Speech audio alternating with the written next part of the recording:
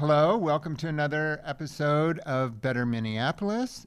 Today I'm here with Jay Reeves, who is running for state auditor as part of the Forward Independence Party. Correct. Welcome. Thank you.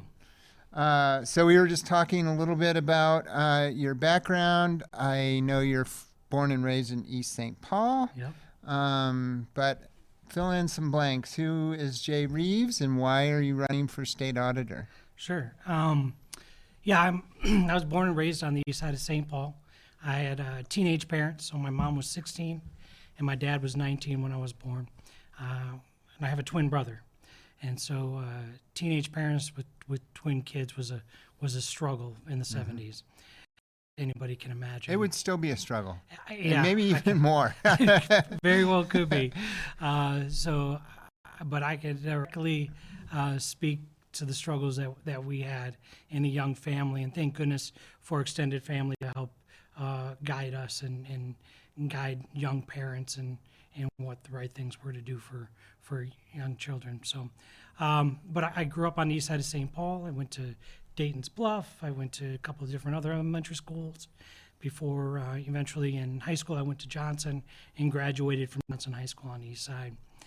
After high school, I wasn't quite prepared for college. I thought I wasn't. And then I decided to join the workforce, started earning some money.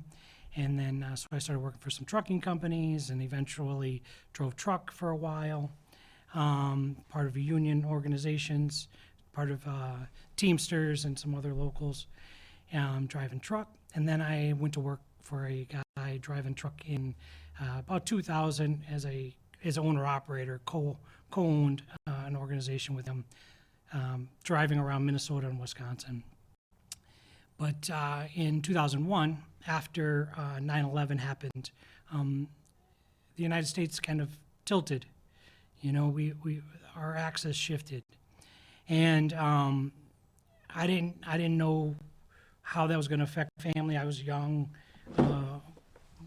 had family, had kids, and I didn't know how that was going to affect us. And it affected us greatly. That economy shifted, and I started to lose my house. I was on Minnesota Care. I was using state resources, trying to feed my family, do whatever I could to survive. And eventually, it had always been a goal of mine to join the military. And so in 2005, my younger brother joined the Marines. And then in 2006, my twin brother and I both joined the Army. He joined as a reservist, and I joined active duty. And I was 31 years old when I joined. I joined as an E2. I was married, and I had 4 kids. And I needed some stability in my life at a time when things were very unstable. So I needed some health care. I needed some good, solid income and those types of things. So, but it was always a dream of mine to join the military. Mm-hmm. So while I was in the military, I came in, I was much more mature than the others. And so I was put into much more leadership roles and things like that. And I took advantage of the fact that leadership saw me as a leader. And so I took advantage of those, and I went to every school I could. And I took advantage of the education. Because when I joined the military, I had 0 college. And so through the military, I got my bachelor's degree and eventually got a direct commission after serving 5.5 years enlisted, and then got a direct commission selected in 2013 to become an officer. And with that education, I was then offered a chance to go to get my master's degree, and I was able to choose whatever school I wanted. So I came back to the University of Minnesota and got my degree in health informatics with a concentration in data analytics. So, and I used that data analytic background while I was in the military working for the Defense Health Agency. So, but in 2022, I was diagnosed with cancer. Big shock. My career was on a great trajectory. I was doing really well. I was a captain at the time, and I was getting ready to leave for Korea to take on a command when I found out I had cancer. It was stage 4, and I went through some surgeries, did some treatment at the Mayo Clinic back here in Minnesota, because I knew when I found out that I had the cancer that I was probably not going to be in the military much longer. My career was pretty much halted at that point. And so I wanted a continuity of care plan to come back to Minnesota knowing this is where I was going to retire. And so we did. And so I came back to Minnesota in 2023 when I retired as a major. I did some civilian work, working for a couple of organizations, but I just wasn't satisfied. And so I didn't feel like I was serving in the way that I had been for the last 17 years, and I wanted to serve again, and there was an opportunity for me to serve using my data analytic background in the state auditor's office. So that's how I got involved in pointing myself towards that office because of my data analytic background and doing some research. There's never been a data analyst that's been in that role. There's been some accountants, there's been some bankers, there's been a lot of lawyers, a lot of legislators, but never a data analyst.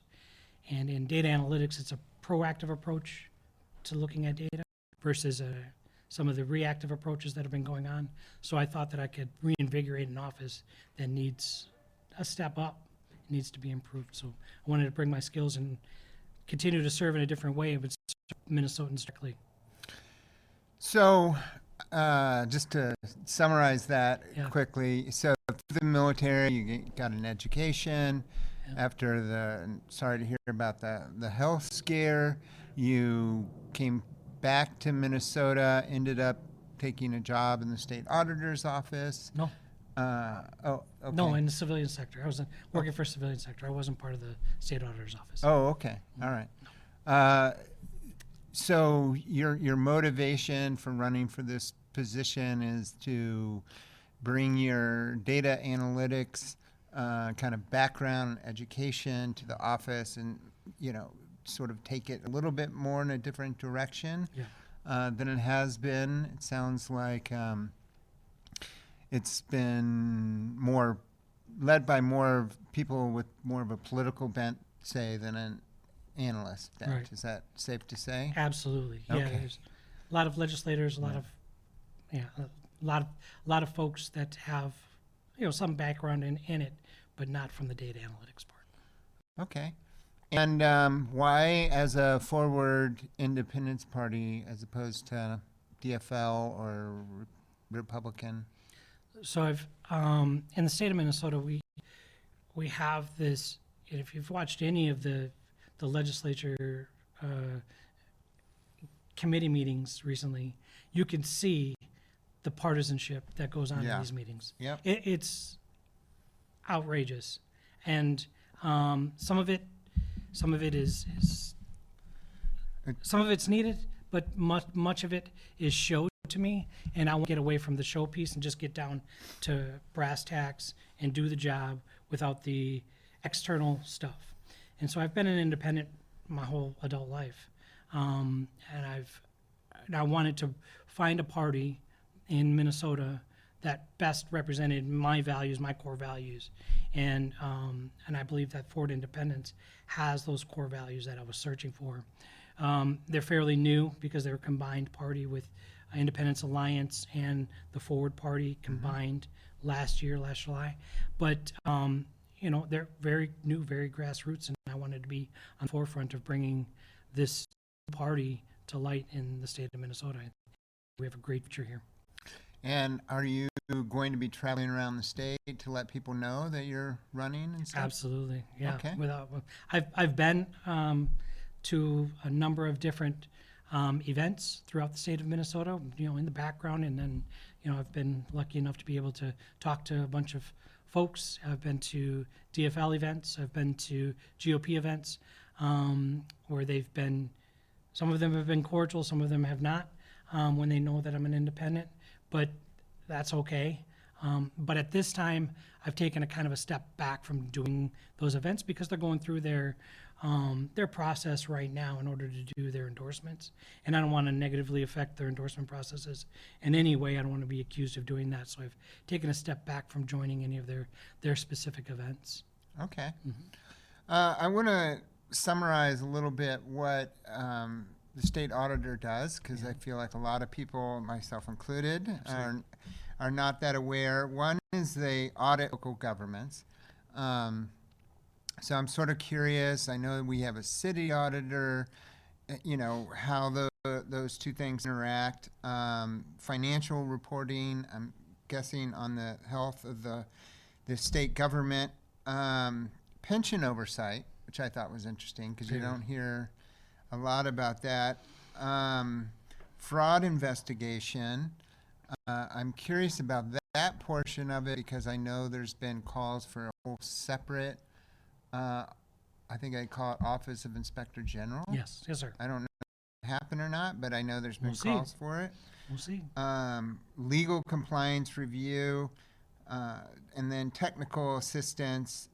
So those are some of the big buckets that I'm aware of. Is any others that you would add to? They've recently taken on the federal expenditures. Okay. So it's called the single audit. So that's not really listed in there. It's something that they took on within the last couple of years. So previously to the state auditor taking on those audits, it was done by the OLA, but in Office of Legislative Auditor. Right. That's Judy Randall and her team. They were most recently doing those, but at some point, I'm not sure if it was 2022 or 2023, the state auditor's office bid for that to become their responsibility and to perform those audits, and they won the bid from the federal government. So now federal expenditures for the federal funding, which accounts for about $20 billion in the budget, is audited also by the state auditor's office. So given all those, what experience do you think you have in auditing and accounting and financial oversight that's prepared you for what's pretty complex audit role and oversight role here in Minnesota? So my role has never been an auditor specifically. So a data analyst role, we look at data on the front end, and we find patterns and trends and deltas, changes within over time and things like that, where it's a proactive approach to analyzing data versus the auditing side, which is a more reactive approach. So I don't have an accounting background necessarily, but what I do have is the data analyst side. And what I want to do is I want to bring an approach to the office. We find issues and concerns of trends over time in the forefront on the data entry side versus 12 months, 18 months, 2 years on the back end on audit. Now we can combine those efforts because it's vital that the audits are done. That's not what I'm saying at all. I'm not trying to say that we should eliminate the audits. That's not what I'm saying. That needs to be done and needs to be, because the data analytics side won't always catch some of the things that are trending. But what is required is that we have to have the proactive approach in conjunction with the reactive approach of the audits. And so with that combined effort, I could see us progressing in the 21st century. This is how other auditing agencies throughout the United States are doing it, and Minnesota just hasn't prepared itself properly. Yeah, I mean, I noticed, so a couple of your platform tenets are things like, improving the technology that we use. Absolutely. And creating an interactive website, streamlined reporting, focus on cybersecurity. But the cutting edge technology, I think, is interesting because what's come out in the whole debate about fraud is how we have such antiquated tech systems in some area. Like, it's hard to know if fraud's even being committed because none of the computers are networked and they're like running DOS in cases. I think just crazy. So talk a little bit about that. Like, what sort of technology, when you say cutting edge technology, are you looking to bring? And I'm also curious about why you would focus on cybersecurity. Sure. Like, what do you think is at risk right now? Sure. So I'll tackle the first question first, of course. So when it comes to the technology piece, right now we're not really using cloud-based systems in any way. Right now it's a Power BI program that they're using at the state auditor's office, which is an antiquated system. And so I've been told that some of my ideas are maybe old and outdated, but only the reason why I have stated some of the things that I've said is because the current systems only allow us to do so much without asking for more money. So my goal in coming into the office is to accomplish whatever I can on the systems that they currently have before going to the legislature and saying we need whatever money. We need to fix what's there now and and leverage the opportunities that we have. The Minnesota has the IT system, it's Minute. And recently, in the most recent audit from the OLA on the Office of the State Auditor, so the OLA audited them and found some interesting things on their cybersecurity piece. And there was some number of findings. And so and I believe they're working on them.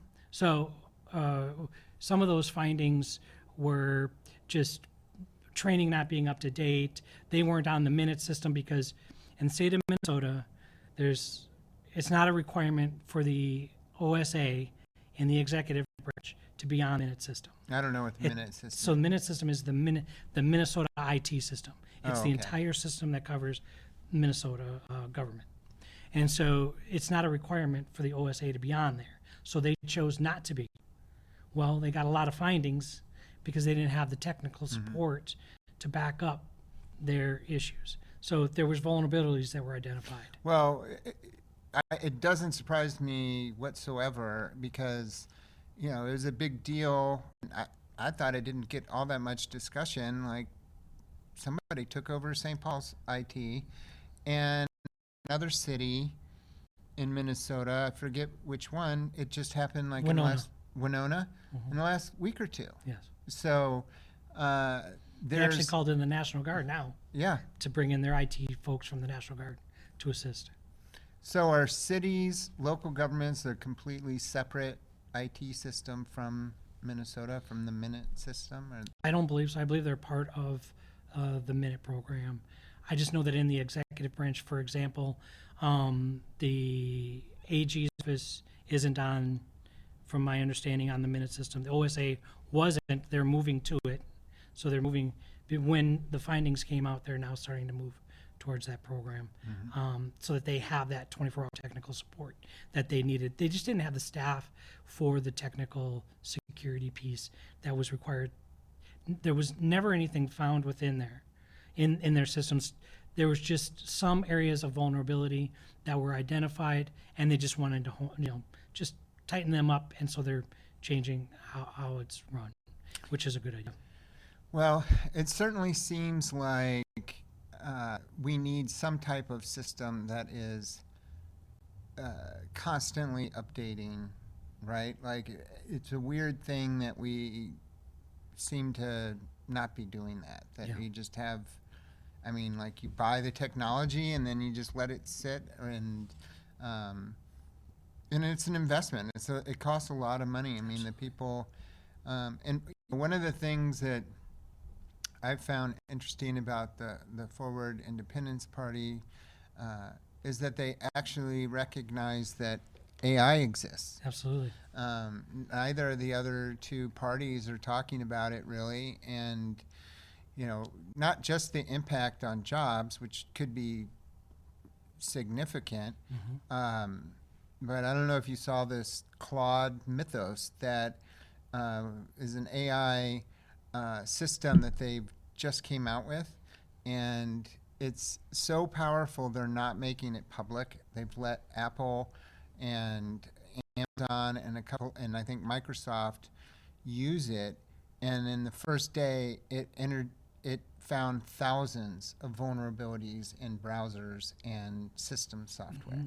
And the concern is that in private hands, there's nothing to stop it from basically hacking everything, because everything is full of vulnerabilities. So that's where, it does seem like we need to have a greater focus on technology. And, Absolutely. And I certainly understand, like, you want to spend your precious state dollars on things that are going to directly help people. But it seems like a better case needs to be made that investment in tech is helping people. Like, we can't help people if we can't keep track of who they are. We can't get money out the door. Right. We still have to protect. We still have to protect our taxpayer dollars Yeah. in any way that we can, and that's an obligation. That's non-negotiable. So you mentioned something about the software programs and stuff like that that might be out of date and things like that. Well, that was part of the findings in the OSA, in that some of their software was out of date, their contracts weren't being kept up with appropriately, and so that's where I know that they've made some changes in that office to update those findings. So they've done a good job at fixing those vulnerabilities, or working towards fixing those vulnerabilities. So that's important for folks to know that they are working hard to fix those identified vulnerabilities that were in those reports. So fraud and accountability are huge topics right now. What do you think this office, or what would you bring to the office that would lower the amount of fraud that we're seeing? Sure. What's your thoughts on that? So right now we have an input system for the data. There's a couple of different systems. Some of and they don't. So from the cities and counties and townships, when they enter their data into this system, it's like a back-end spreadsheet type form, and so it's entered in, and then, for example, in the most recent information that was received through the cities and counties budgets. So they revised their 2025 budgets numbers, and then have their projected 2026 numbers for the cities and the counties. And I highly recommend everybody get out there and look at those budgets. Get involved with your cities and your counties and look at those budgets. There's some eye-catching numbers in there. So and by that, my understanding is that most of them are way out of whack in terms of spending versus revenue, right? Like, this yes. is not just a Minneapolis problem. Like, a lot of local municipalities are struggling to figure out their budgets. Yes, this is a statewide problem. Many locations. So I was going through some of the city budgets. Now, some of these things can be very easily identified in the input side. And what I did is I went through the document. It's a PDF, not the easiest way to go through it, but I did virtually line by line, and I found some areas of concern, and I reached out to the state auditor specifically and said, have you seen this? These numbers just aren't jiving. When somebody has an interest as a revenue, an interest increase of 15,000% year over year of an interest on investments, that's concerning. And why aren't they sharing that information if they're actually going to be having a 15,000% increase in their investment? So I reached out and I said, do you guys have a dialog box? Just a simple dialog box that pops up when somebody enters the data. It could simply be a data entry error. Maybe you didn't put the decimal point in the right spot, so we're off by a couple thousand or whatever it might be. She said, not in that system. And so I requested that they get with their IT folks and enter that in. I have not received a response back yet. That's been a couple of weeks, so hopefully in the future that's been implemented. That's $0 to fix that. But it's an immediate checkbox. It doesn't say anything to the data specifically, or whether or not that's an approved budget. It has nothing to do with the budget specifically. We just want to make sure that the data that's entered is the correct data that was intended to be entered. That's very simply all it is. So you kind of touched on something there that has become a big state issue, actually, because you mentioned cities and counties entering their own data. Correct. And I think Walsh has now proposed, and this is the state take that over, Sure. at least in terms of human health services, right? And so, like right now, Hennepin County would be responsible for, say, verifying if someone has Medicaid or they are, the right level of income and all that stuff. And it seems like they're proposing that to consolidate it on a state level, that this would help reduce fraud. Do I have that right, first of all, and do you agree, second? Well, I believe you're correct what it is, and to me, I liken it to my time in the military at the Defense Health Agency. We had one organization that was the Analytics and Evaluations section, which spanned across the globe with individuals. And all electronic health data, specifically in the Department of Defense at the time, Department of Defense, Department of War now, was specific as a data hub for analytics and evaluations to go in wherever and access the data. In the state of Minnesota, we need that. There's no reason why the state of Minnesota doesn't have that at a hub at the state level to be able to go in and reach and pull through API or whatever it is technology might be used to grab the data from wherever they need to run an analytical report. And right now that doesn't exist. So my guess is that's what they're trying to create, is a data hub at the state level, which would absolutely benefit citizens in Minnesota to start to address the combining of the data, because right now we have a siloed approach in our data, and so it's one communication system doesn't talk to the other, doesn't talk to the other, doesn't talk to the other. Well, this is, that's a government problem, but it's also like, I saw that in corporate America, where you have legacy systems and data's in one format versus another. And that's actually one of the things where AI could possibly be really helpful. It's Absolutely needs to be implemented. Go through, reformat this whole entire data set and make it match this data set and combine them. And there's no reason why they shouldn't be able to merge. Yeah. So what's the sort of the web interactive dashboards that you talk about that you'd like to see happen with this office? Sure. There's so right now, if you go on to the OSA website, they've made some slight tweaks and interactive areas and stuff like that.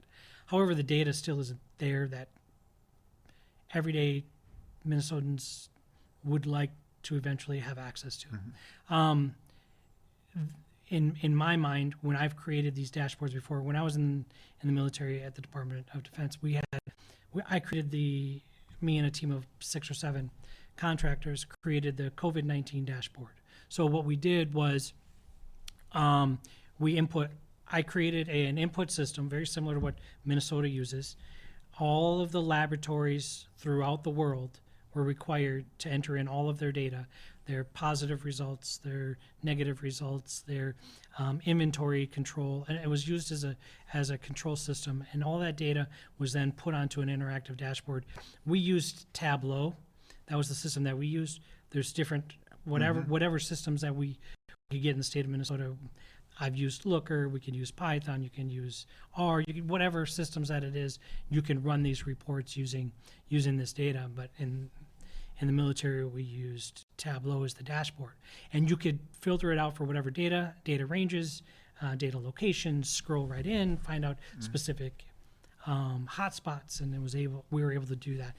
That took me 7 days to create, using their already programs that they had. It cost us $0. So why is it important that we have a website that does that?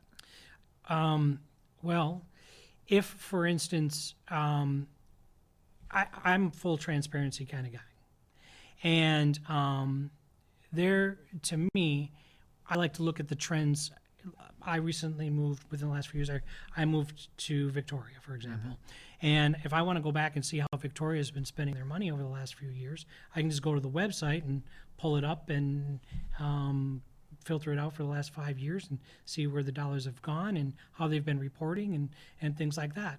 Also, when we have things like this that are going on now with the property tax increases and things like that, people are getting more and more aware and doing more and more research, and let's make it easier for them to do the research. Why are we making it more difficult and hiding the information that they're entitled to? So now there shouldn't be any personal data on there, of course. It's all wouldn't never be in any personal data. We're talking about financial data that citizens should have access to. So let's talk about the pensions. I don't Yeah. know much about this. I'm guessing these are part of the union contracts that a lot of state employees have.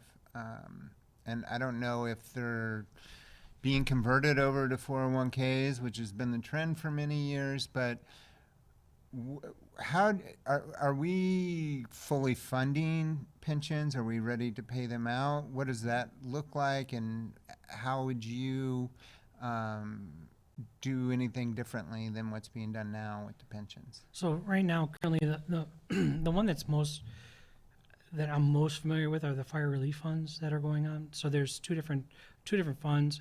So there's a fire relief fund that individual locations can that is managed and then by the volunteer firefighters, and that's one of the pension funds.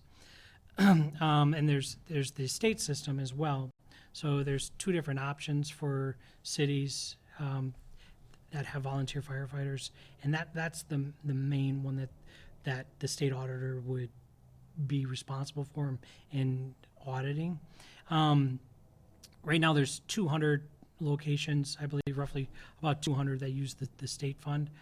And there's some benefits to the state relief fund, the state pension fund. For example, so at the end of the year, they're supposed to send in their reports, and then they're audited through the state auditor's office. And in the event that they don't send those reports in, then they don't get the disbursements that they were supposed to get. And this year, all of them reported as they were supposed to, and that was recently reported by the state auditor's office. It's just making sure that everything is done appropriately and making sure that they have the appropriate funds within the program that they're stated to have in their funds. So it's just a regular auditing on the back end. Additionally, the audit is responsible for making sure that people are vested appropriately into them. So some cities have different vesting limits. It might be 1,000, it might be 8,000, it depends.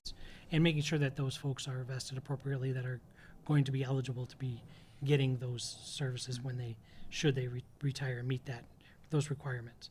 So a lot of that is on them for doing it on the back end. So it's nothing to do with the forward side of it. Like there's no data entry specifically. We could probably improve that in some way. Some folks are going more to the state system because it's managed differently. So some folks are dissolving their fire relief funds and moving to the state system. But what about, say, Minneapolis city employees? They've worked there for 20 years. They have a pension, I'm assuming. Yeah. Is the state auditor responsible for making sure that it's solvent and stuff like that? I don't believe the state auditor does that specifically. Okay. I believe that's done from a different level. The ones that I've looked at have been the fire relief funds more than anything else. So when people go to vote this November, why would you recommend that they pay attention to who's on the ballot for state auditor? And, what do you think sets you apart as to why they should choose you? Sure. Yeah, I like this question, especially the way that you phrased it, and why they should pay attention to other folks.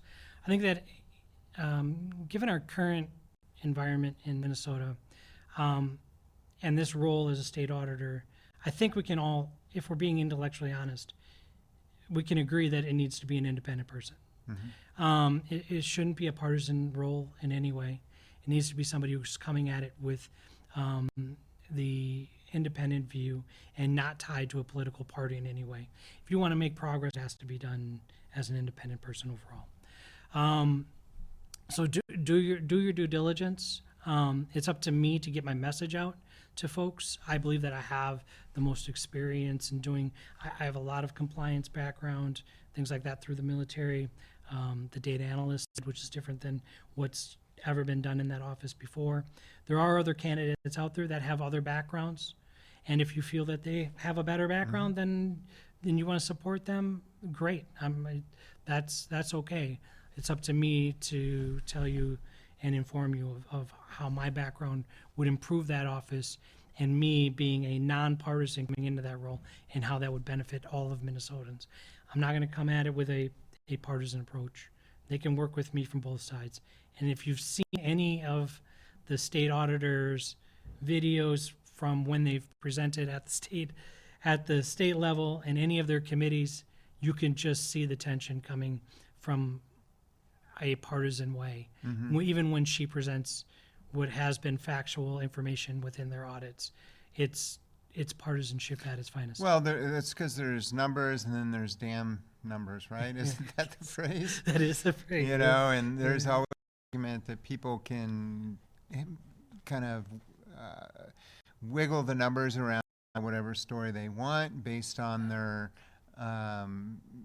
what their goal is, who they're trying to make look good or bad. So yeah, I can definitely see the value in getting an independent financial assessment, because without it, then all of a sudden you can end up in a place you don't want to be. Or, an interesting thing that, and this is a little off topic, but in New York City, Mondami has taken over this budget, and he's seeing this is Democrat to Democrat, or it was worse than he had anticipated. Sure. Right? So now, he's got to evaluate all the promises that he made going into that office, because the deficit is bigger than he was led to believe. And Adams led a lot of people to believe. So it seems like kind of what you're saying is there's some values to independence, so the state as a whole doesn't end up in that situation. Right? So another thing that sets me apart is I'm not a politician. People can look at this video and watch. I'm not a polished politician. I'm a citizen who wants to serve, wants to bring an expertise that I have to bring solutions, data-driven solutions to the state of Minnesota to protect our tax dollars. That's what it's about. We have to protect our tax dollars at all costs, and with an independent view, and somebody who comes at it not from a political aspect, but from a military background and who's dedicated to serving the people. I think we need somebody in that office to do that. Now, we do have other people that have very similar backgrounds to mine with military service and things like that, but the majority of the people that are running are embedded into the political environments right now. And if Minnesotans continue to choose those folks to lead us in the future and in that type of an office, don't be surprised if we end up with the same results over the next 4 to 8 years. Right. Okay, well, before we close out, are there any other items that we haven't covered that you think people should know about you or about this office? Well, just check out my website. I encourage everybody, if I have one thing to say to Minnesotans, is I honestly don't believe that we're angry enough, to be honest. I don't about the fraud that's going on. Yeah. And I don't believe that we in my life, I have used many of the social services that have been offered to me in different times in my life when I've had hardships. And our Minnesotans are struggling right now, struggling. And to have bad actors come in here and have this free will and this open door to do whatever they want to defraud our citizens, it has to stop. And I don't think we're angry enough about it. And I don't think that we have done enough, certainly in the previous few weeks in the legislature, to combat this issue. And I don't know that within the next 6 to 8 weeks that they're going to combat this issue. So what we need is we need somebody to come in with real solutions now to do this. And I've reached out to all the legislators and the governor, and I've volunteered my time to be on whatever task force I can now to help any way that I can, and have been rejected every step of the way. So I'm out there to do it for Minnesotans, not for me. So would you agree with the idea that maybe why people aren't as upset about the fraud as they should be is that it's been so politicized, right? Mm-hmm. So if you even talk about it, it seems like you're labeled as a Republican, Yes. right? Absolutely. And Democrats will say they'll talk about what they've done to improve systems. I mean, obviously they've talked about the computer systems being antiquated and stuff like that, but I certainly look at it and say it's part of the hyper-partisanship that we can't really get to the heart of what's happened and fix it. It seems to be a real obstacle. It is, and it will continue to be. That's going to be an obstacle that's going to be, because our state system is set up in a way that it's polarized. Mm-hmm. There's two options in the state of Minnesota. Either you're Republican or you're Democrat, and the system is set up that way for a reason, to keep independents out. Specifically, I have to get 8% of the vote in order to even become a major party in the state of Minnesota. Mm-hmm. That's ridiculous. 8% of the vote to become a major party. It used to be 5. Because they got close to 5 years ago, they moved it to 8 because they felt like that was going to be a problem. So it's deliberately set up to be that way. And the voices of the independents in Minnesota have not been heard. And they're going to remain quiet because they're non-confrontational people. Mm-hmm. They're just like, I'm not going to get involved in this hyper-partisan stuff. I'm in the middle. I want to remain that way, and I want to remain quiet. So I encourage independents to strongly get out, do your due diligence. Don't vote straight red or straight blue. Do your due diligence for the specific office that you're voting for, and find the best candidate for the role. If I'm not the best candidate for that role, you don't feel that I am, let's have a conversation about it, and at least have a conversation about it. But don't just blindly go and vote R or vote D just because of some ideology. What we've done in the state of Minnesota too is, and this isn't just in Minnesota, this is nationwide, is we've allowed our ideologies to become our identities.